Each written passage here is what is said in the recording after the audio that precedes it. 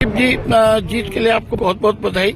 लेकिन ये जो आंकड़ा है, ये जो फासला है, ये बहुत बड़ा फासला हुआ।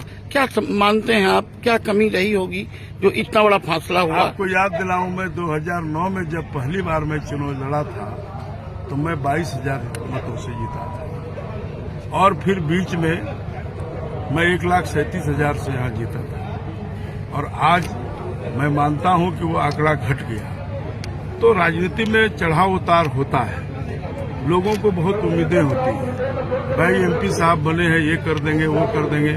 अब कहाँ कमी रह गई, इन बातों को हम समीक्षा करेंगे।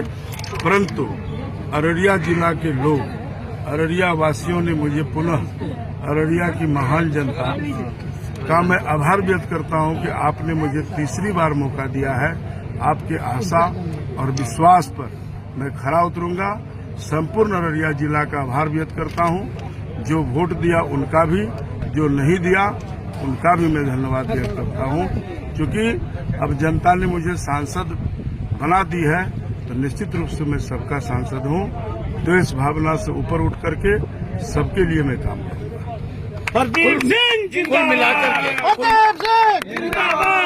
कुल मिलाकर के ये आपके लिए एक टास्क हो गया कि अब आप इसको फिर पुरानी स्थिति में लाएंगे, ये बहुत अच्छी बात है।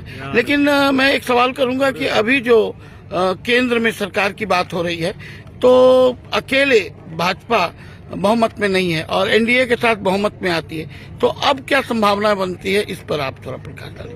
क्या लगता है सरकार तो अभी भी उम्मीद है, अभी पूरा रिजल्ट आया नहीं है, ऊपर नीचा हो रहा है, फाइनल रिजल्ट होने दीजिए। और मुझे उम्मीद है कि निश्चित रूप से इंडिया गठबंधन की सरकार बनेगी, और जनता उतना वोट दी है कि इंडिया गठबंधन की सरकार बनेगी और देश में प्रधानमंत्री पुनः नरेंद्र मोदी होंगे।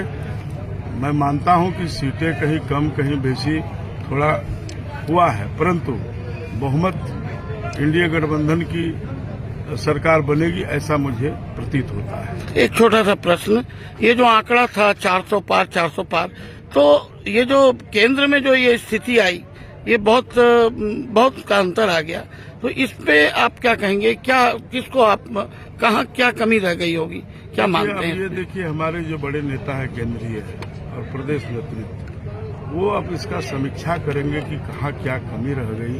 मैं उतना बड़ा नेता हूँ नहीं, मेरा तो छोटा एक लोकसभा का क्षेत्र है।